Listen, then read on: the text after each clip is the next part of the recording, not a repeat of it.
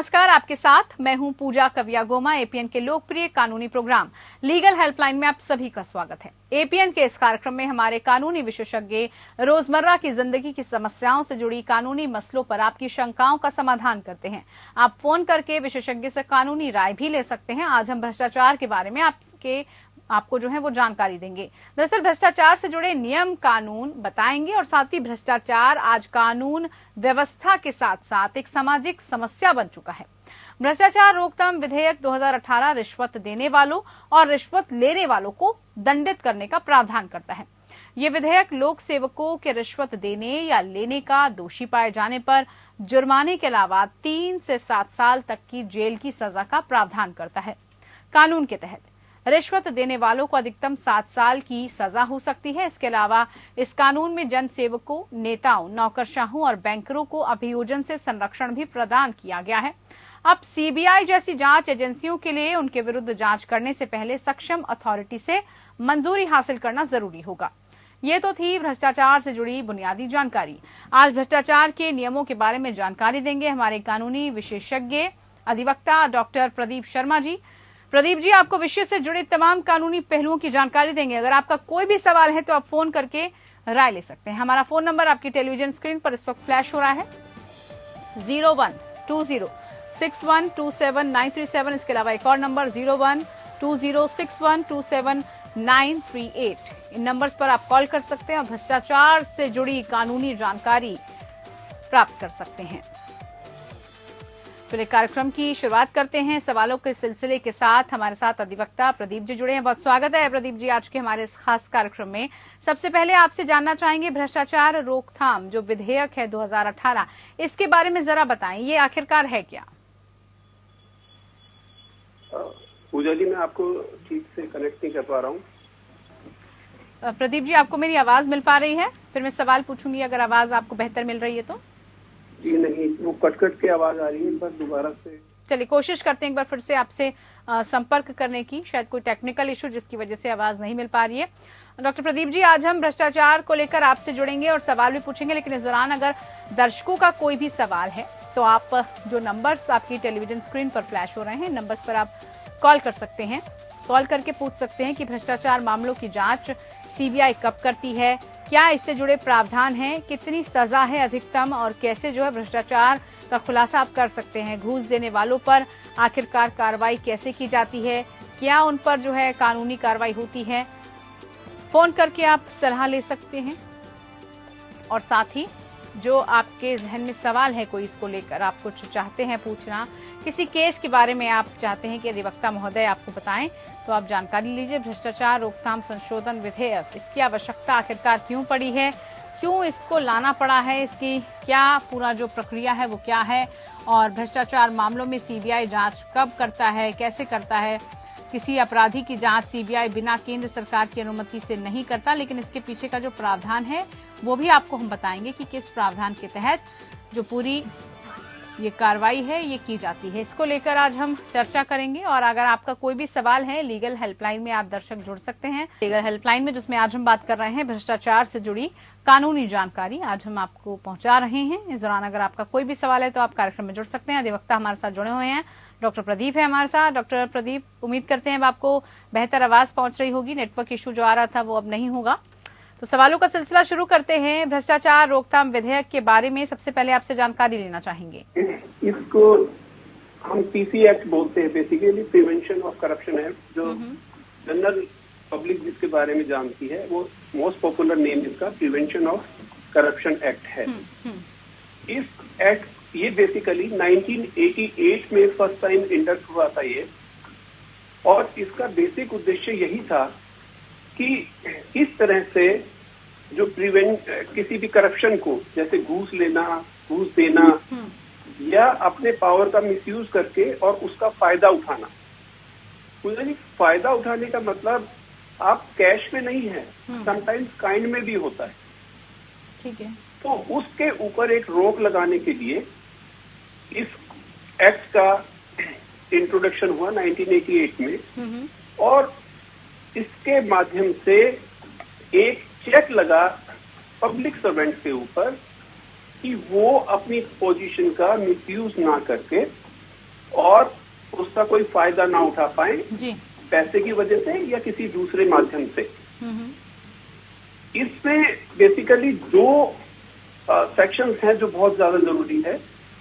एक सेक्शन 7 है, एक सेक्शन 8 है।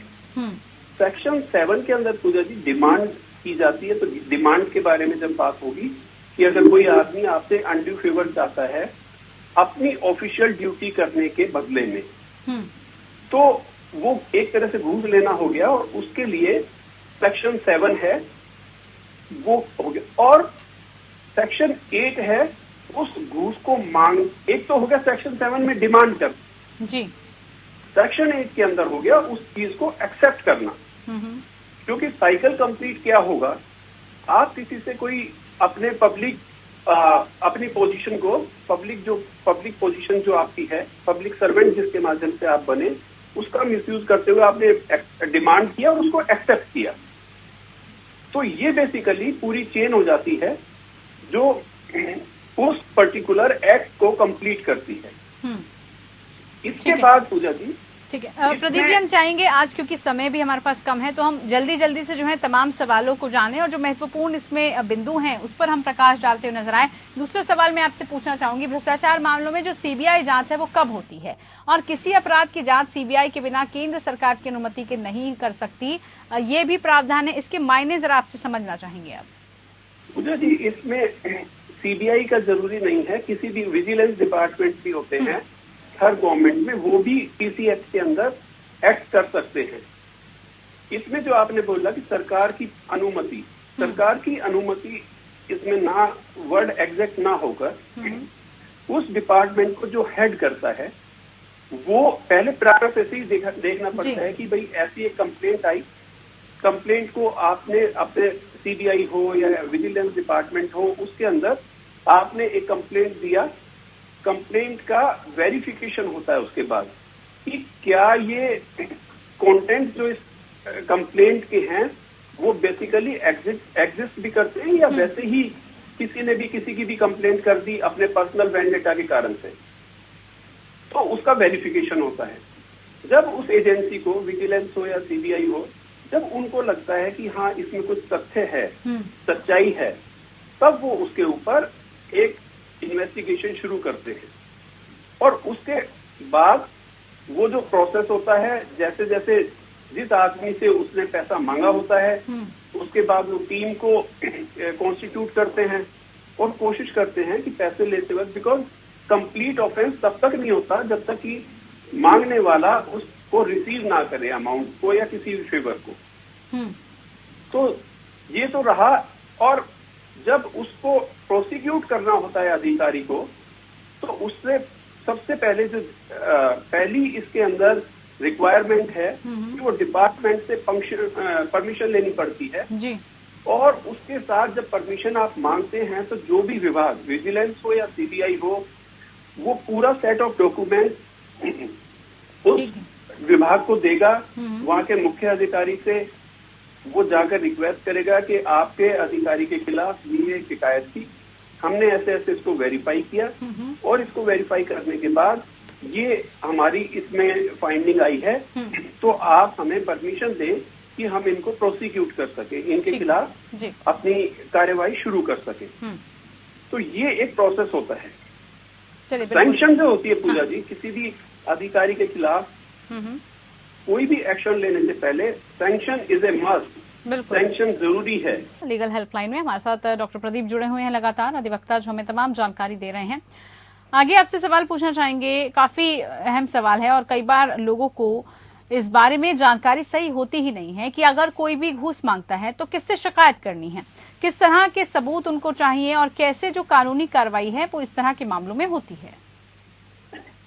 पूजा जी, इसमें सबसे पहले जब अगर कोई आदमी आपको पैसे मांगता है तो उसकी आपको एक रिटन कंप्लेंट, फॉर एग्जांपल जैसे मैंने अभी आपको बताया कि दो विभाग हैं, एक विजिलेंस होता है और एक सीबीआई में भी आप डायरेक्टली उसके बारे में कंप्लेंट कर सकते हैं। आपको एक लिखित कंप्लेंट जो आपके एक्ट को पूरी तरह से डिस्क्राइब करे जी, वो एक लिखित रूप में शिकायत आपको SP, particular SP superintendent of police, जैसे सीबीआई है तो superintendent of police, anti corruption branch उसको देनी होती है।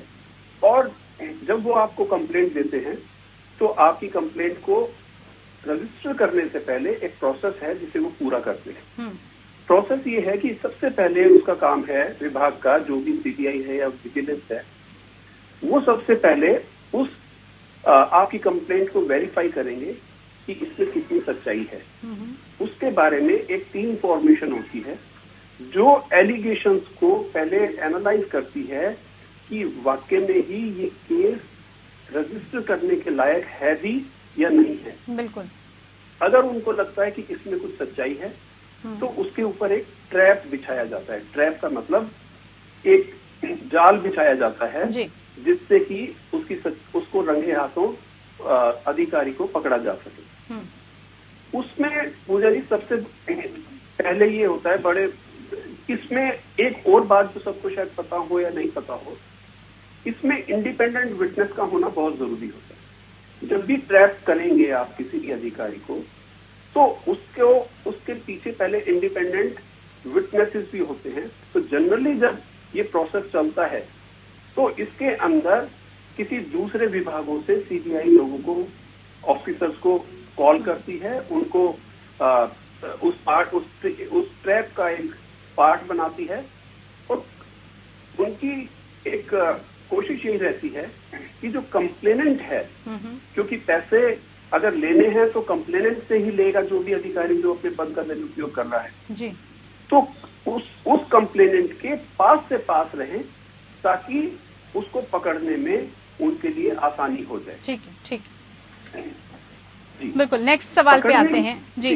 रिश्वत लेने वालों के खिलाफ क्या कानूनी कार्रवाई हो सकती है और कितनी सजा का प्रावधान है, ये अब आपसे जानकारी चाहेंगे। पूजा जी, रिश्वत लेने वाले आदमी ऑफिसर जो हैं उनके खिलाफ क्रिमिनल प्रोसीडिंग शुरू होती हैं पीसी एक्ट के होगा, प्रिवेंशन ऑफ करप्शन एक्ट में।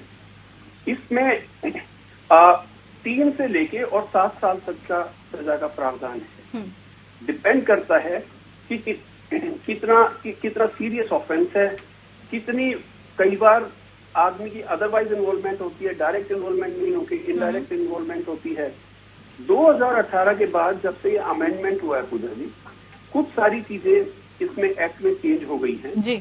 और उसके अब आज की डेट में काफी सारी, क्योंकि गवर्नमेंट ने ये भी देखा कि कुछ लोग अपने पर्सनल ग्रजेस को, अपनी शिकायतों को पर्सनल किसी के साथ, अगर किसी पब्लिक सर्वेंट के साथ उनकी पर्सनल ग्रज है तो झूठी कंप्लेंट देके और उनको फंसाने की कोशिश करते हैं। तो सरकार ने 2018 के बाद इसमें कुछ कदम उठाए और वो अमेंडमेंट कर दिया 2018 में।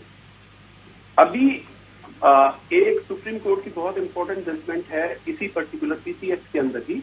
आपको याद होगा झारखंड के मुख्यमंत्री होते थे मधु कोड़ा। मधु कोड़ा केस के अंदर एक चीज और भी पाई गई, क्योंकि वो टाइटल भी मैं बता देता हूँ, सुप्रीम कोर्ट में डिसाइड हुआ था, बड़ा इंपॉर्टेंट रिपोर्टेबल जजमेंट थी, Madhu Koda versus state through CBI, ये उसका टाइटल है। उसमें पूजा जी ये पाया गया कि अगर जैसे 2018 में एक्ट अमेंड हुआ, जब अमेंड हुआ तो ऑब्वियसली कुछ ना कुछ चेंजेस आए होंगे। बिल्कुल बिल्कुल। वो जब चेंजेस आए तो सुप्रीम कोर्ट ने हेल्ड किया जजमेंट के अंदर कि आप इसका इफेक्ट रेट्रोस्पेक्टिवली नहीं कर सकते।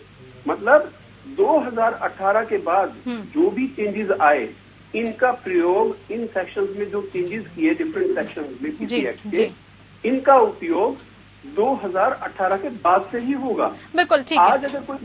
आज अगर जो चेंज आ गया कुछ भी, उसको आप रेट्रोस्पेक्टिवली पीछे से नहीं कर सकते। मतलब चेंज उसके बाद ही आया। बिल्कुल प्रदीप जी, थोड़ा समय का मेरे पास अभाव है, इसीलिए आगे जो है सवाल आपसे नहीं मैं पूछ पाऊंगी। शुक्रिया आपका, आप जुड़े हमारे साथ और तमाम जानकारी आज आपने भ्रष्टाचार अधिनियम कानून के साथ साझा की। फिलहाल के लिए खास कार्यक्रम में इतना ही। नमस्कार।